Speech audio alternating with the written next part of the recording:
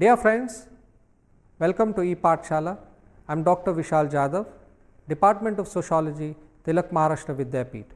Today we are looking at a module titled Class, Passive Revolution and Indian Democracy, which is part of the political sociology paper.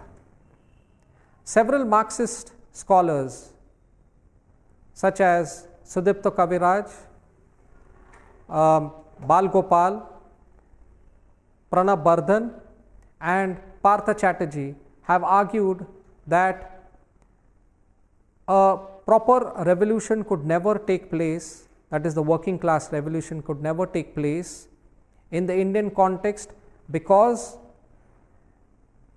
the Indian national movement was led by a quasi bourgeoisie leadership which was urban based intellectuals, and therefore the laboring class and the subaltern groups remained at the margins even in the post independent period. This module will try and understand how this happened and what were the reasons and what were the circumstances under which this could take place. Rejecting orthodox views of transition to capitalist democracy in India. The failure to enact a bourgeoisie revolution in post-independent India generated some major debates and revisions within Marxist schools in India. Firstly, many scholars like Pranab Bardhan, Sudipta Kaviraj and Partha Chatterjee began to argue that we need to modify the classical bourgeoisie revolution paradigm if we want to understand how the transformation towards capitalist democracy is occurring in India. In the dominant mainstream view, it was held that the development of capitalist relations in society leads to capital gaining hegemony, which would eventually destroy feudal relations and establish parliamentary democracy. These scholars argued that instead of a bourgeoisie revolution, what we are witnessing currently was a passive revolution. They looked to Gramsci to understand the complexities of transition of Indian society.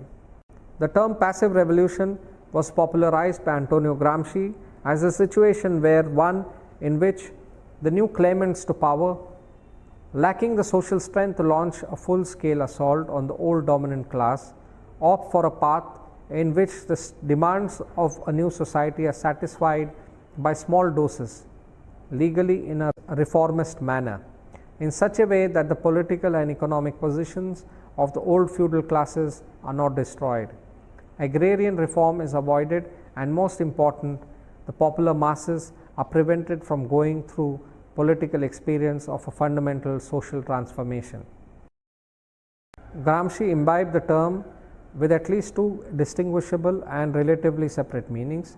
The first indicated a revolution that was directed from above by elites, occurred without the active participation of the masses.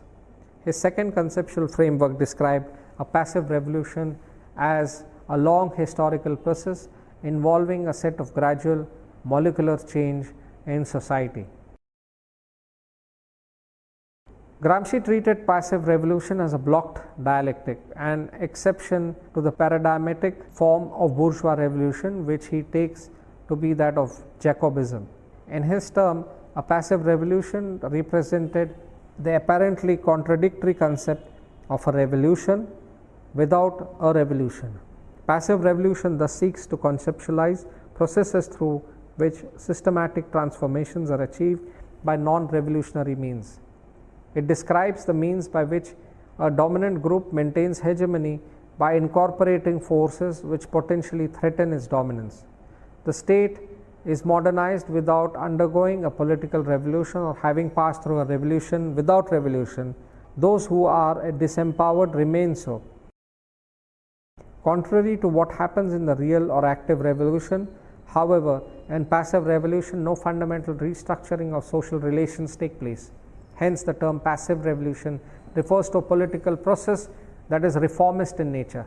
Such a process, according to Gramsci, can either be steered by a liberal party or by a fascist political force. Applying the Gramscian framework, many scholars pointed out that the basis of blocked dialectic lies in the inability of the Indian nationalist movement to create a bourgeoisie revolution in India. That The rise of the anti-colonial nationalism resulted in the nationalist bourgeoisie establishing hegemony and speaking on behalf of all the nation's citizens. But it did not result in profound social and political change.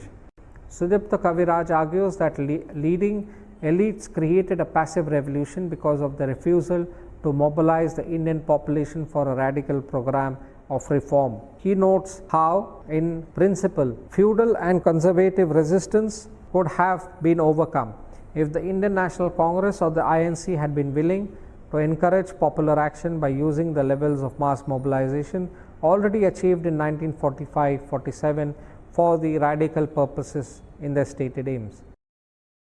For a thoroughgoing bourgeoisie revolution to be effected, for industrialization to take place, a domestic market must be built up by reducing poverty in the countryside. This can only be done by effective land reforms, which have been legislated but never effectively implemented because of the influence of landed interests in the coalition of the ruling classes.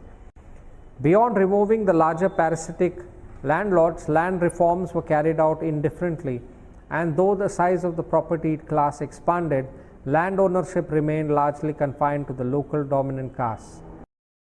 The program of serious bourgeoisie land reforms was abandoned through a combination of feudal resistance, judicial conservatism, and connivance of state Congress leadership. The entire planning process until the 1980s had been an exercise in trying to promote industrialization without the radical transformation of agriculture. Efforts to develop and democratize local institutions for community development and democratization, such as village councils and cooperatives, were also defeated by elite capture. In sum, the state enmeshed itself in a matrix of accommodations and patronage networks and thus undermined its ability to pursue transformative projects, including the extension of public legality to rural areas.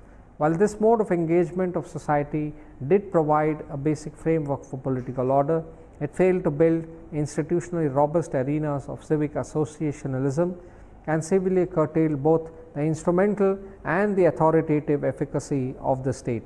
To borrow a phrase from Gramsci, the state cum Congress could rule, but it could not lead.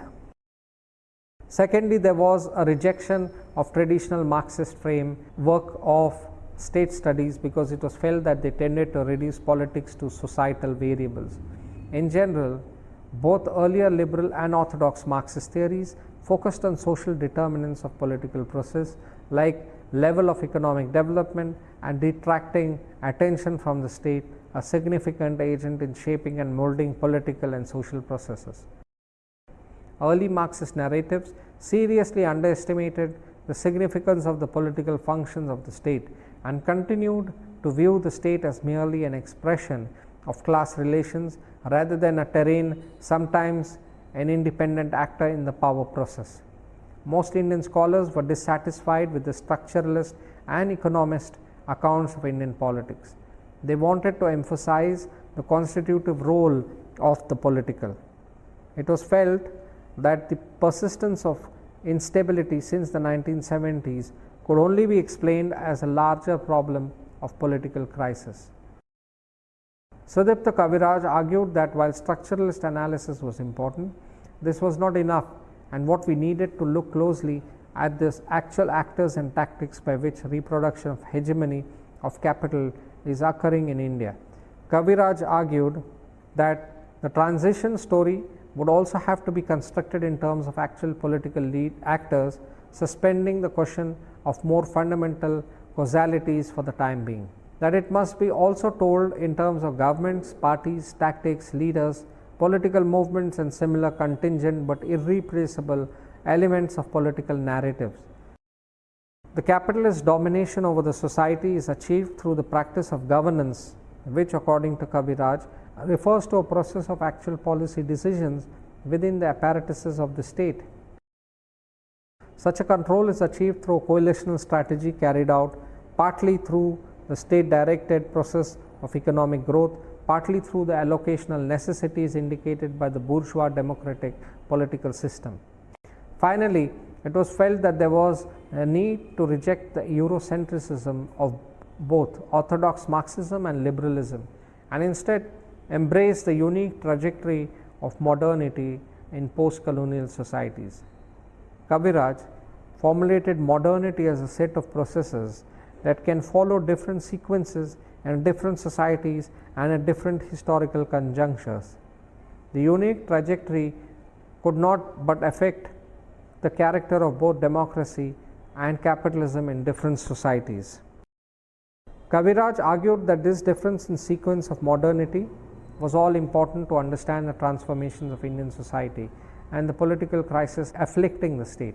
He argued that while in the West the processes of modernity stabilized themselves before the pressure for democracy began, in India it played out differently.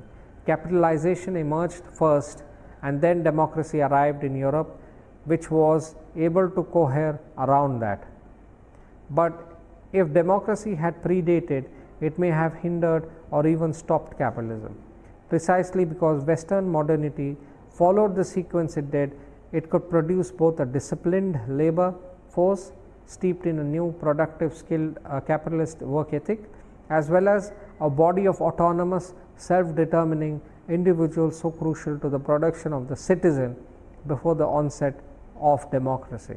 The fact that both democracy and a liberal discourse of the rights appear in the post-colony period to capitalist industrialization and individuation, but alongside an emergent anti-colonial nationalism, has far-reaching consequences for both the nature of its democracy and its capitalist development. Capitalism in its peripheries is confronted by the democracy and the avenues of protest and struggle that it has made available. It no longer has the means available to discipline and normalize the working class in the new work ethic, though through brutal laws on vagrancy and vagabondage, as it did in, say, England. It has had to face an organized working class movement almost from the very early stages of capitalist development in India, for instance. As such, we have the existence of trade unions and a labor movement from the very early years of capitalism in India. The capacity of the Indian capitalism to produce a disciplined working class was therefore extremely limited from the start. Equally important is that it had to face growing opposition from ecological movements that make the wholesale uprooting of agricultural populations far more difficult than was possible in, say, 17th and 18th century Europe.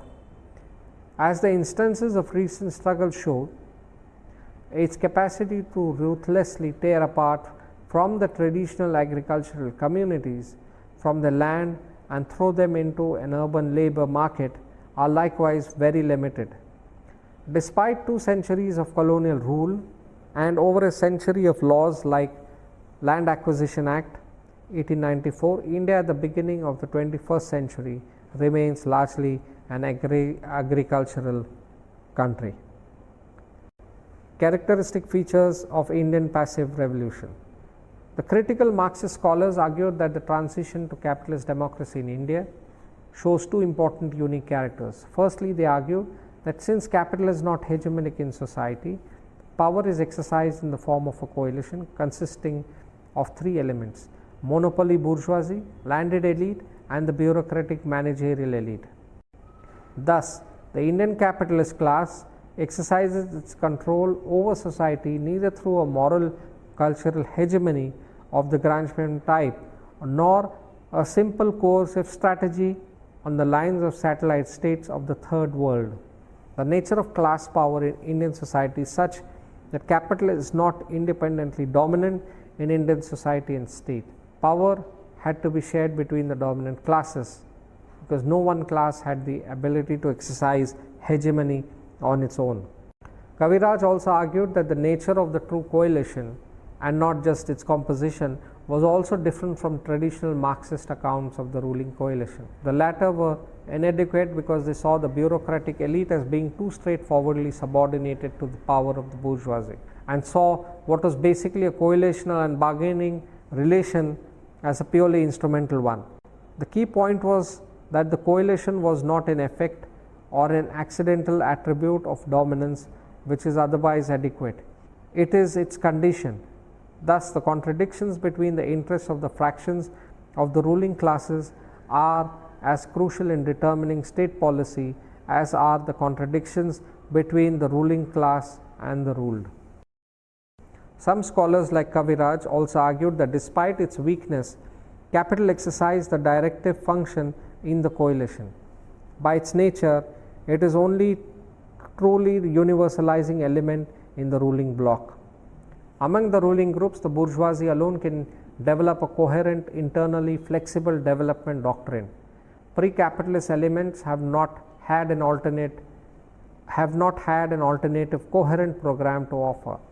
Their efforts have been restricted mainly to slowing down capitalist transition and ensuring comfortable survival plans for their own class. The bourgeoisie does exercise a leadership function in this coalition because the non-capitalist sectors and types of production and economy have been subsumed economically and politically under the logic of capital. Several scholars like Ashutosh Varshney, Achin Vanayak, and Rudolph, however, emphasize the growing political clout of the rich farmers or agrarian capitalists within the dominant coalition. The coalition was based on an explicit or implicit protocol, a network of policies, rights, immunities derived from both constitutional and ordinary law, which sets out over a long period the terms of this coalition and its manners of distribution of advantages. The sharing of power was a process of ceaseless push and pull, with one class gaining a relatively ascendancy at one point only to lose it at another. If any of these classes is seriously dissatisfied and leaves the ruling bloc, that not only alters the structure of the coalition but threatens it with political disaster. Kaviraj argued that the choice of any political moves have real effects on the internal politics of the ruling bloc. If a common objective, say in industrial policy, can be achieved by three differently worked out policy options X, Y, Z, the preference for these options would be often differently ranked by different components of the ruling bloc. These would result in different states of distribution of long-term and short-term benefits, and among these benefits very often figures the purely political strategic advantage of having a favorable format of procedure of decision.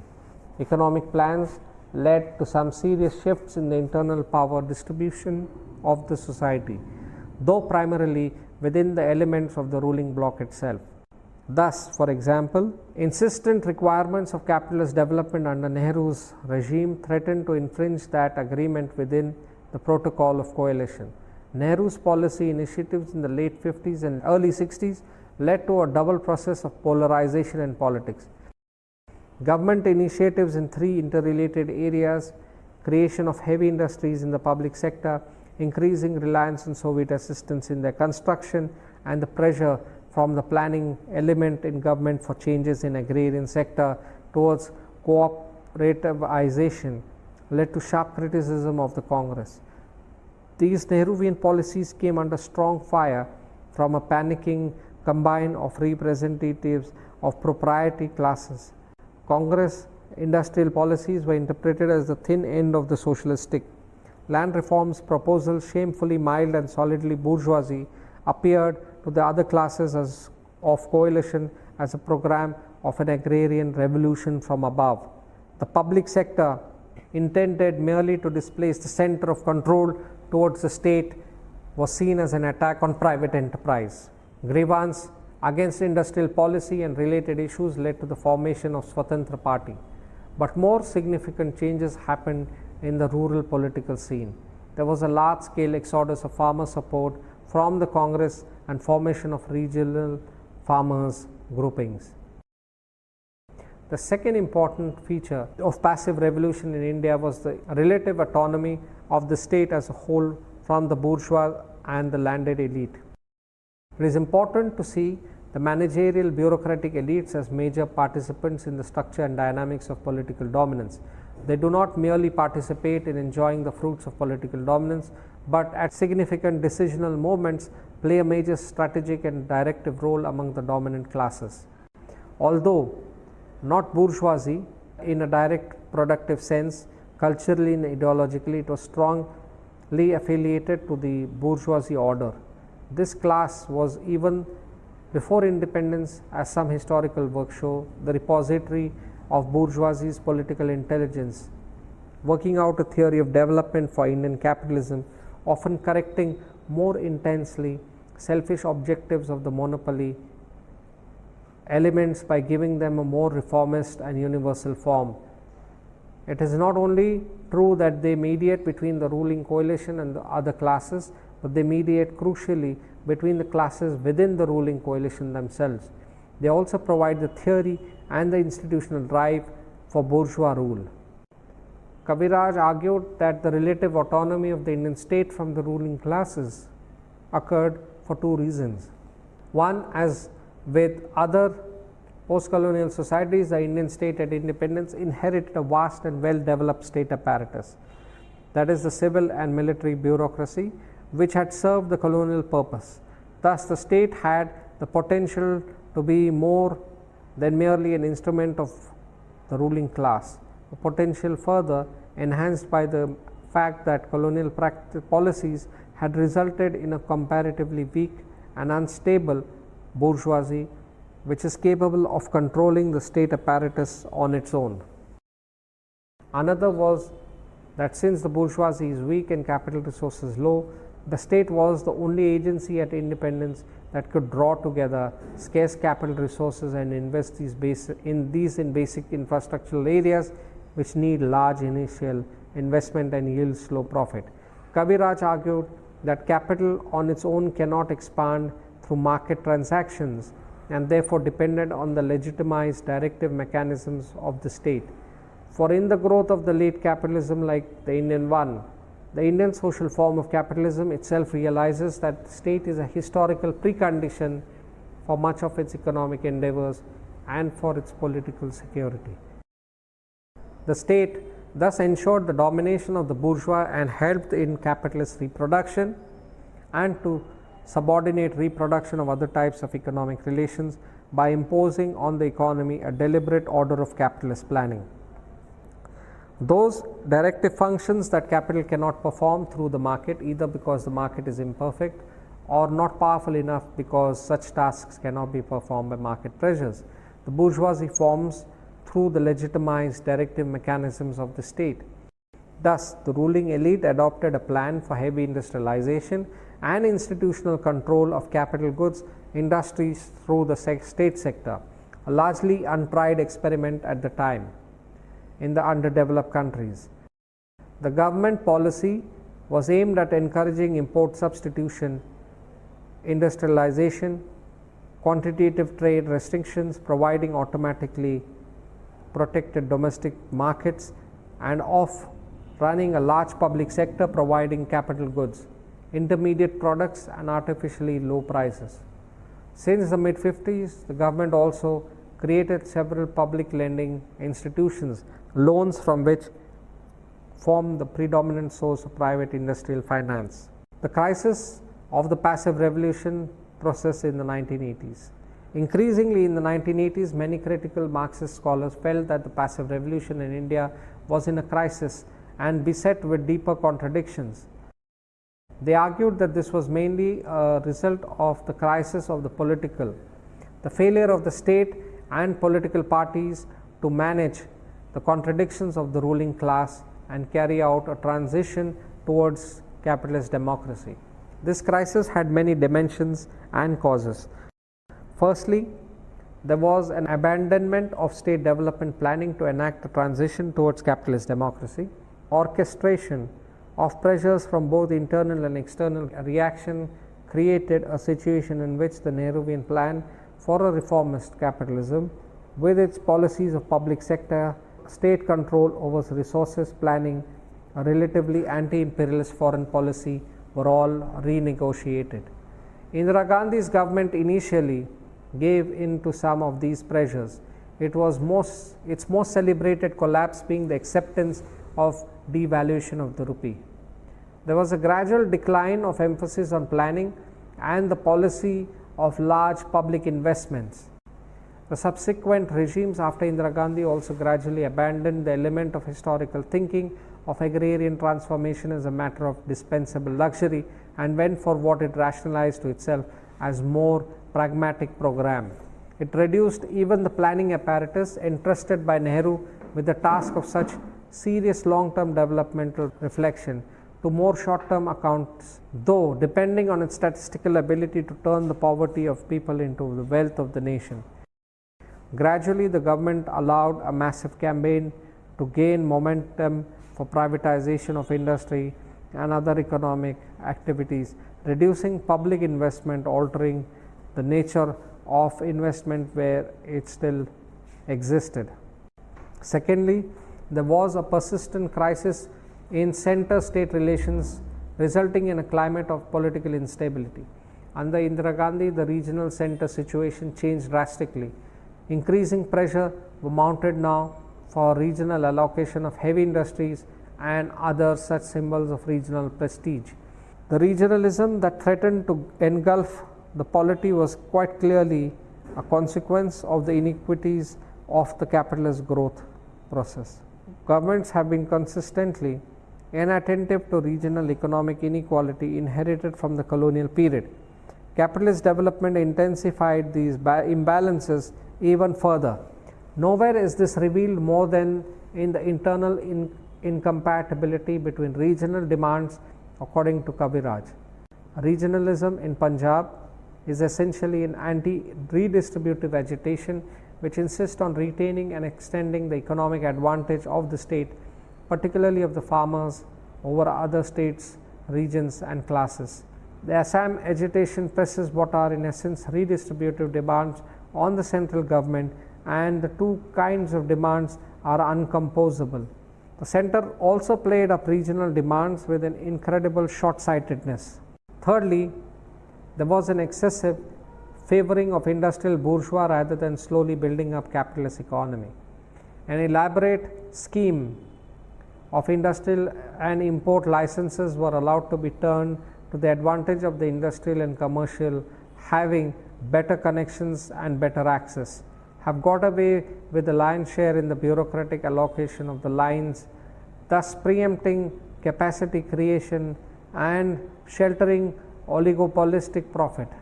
This helped create what would be remembered as the dreaded license Raj system, contributing to a further crisis in governability. Fourthly, there was an embrace of populism and plebiscitary democracy that resort to the battle of ideologies and coherent socio-political programs. The Congress government under Indira Gandhi gradually allowed a profitable breakdown of bourgeoisie framework of formal propriety, since there were occasionally inconvenient encumbrance in its path. In bourgeoisie political systems, there must be a reliable relation between the structure of class and the format of parties. Abandonment of ideological politics by the ruling party and cheerful retaliatory imitation by the opposition groups causes this relation to break down through defection, bending of constitutional norms, etc. Fifthly, there was an increasing personalization of power and weakening of democratic institutions, which created a governability crisis. Ceremonial leadership of the Congress party became a redundant function. Either Indira Gandhi herself was the leader, but she derived her legitimacy from being the premier, or when it was someone else, his position was purely decorative. This development implied the destruction of one of the checks within the Nehruvian structure. The party could often balance the governmental wing except for the times of election. Indira Gandhi ran what could be ironically called a partyless government, in which symbolically some of her minor office functionaries assume more importance in terms of access, timing, power of facilitating and delaying decisions than senior party members. In this module, we have seen how the idea of ruling class in India is defined. It is defined as a coalition of different classes and different interest groups. The three main groups that form this ruling class are the bourgeoisie, the landed elite, and finally the bureaucratic managerial class. We have also seen how there are tensions between these coalition groups, and that leads to political implications. In the 1980s, especially we have seen how the peasant groups moved out and formed regional parties because they believed they were not given enough room within this coalition. Therefore, what we have seen in this module is that the working class and the subaltern groups, however, have been used politically but remain at margins even in the post-independence period. Thank you.